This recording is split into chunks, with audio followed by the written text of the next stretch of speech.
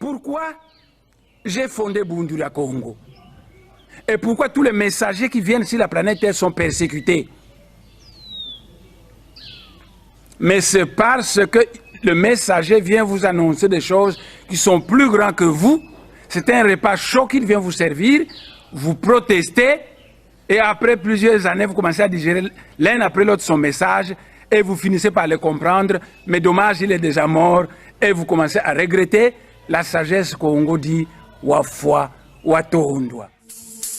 Kwa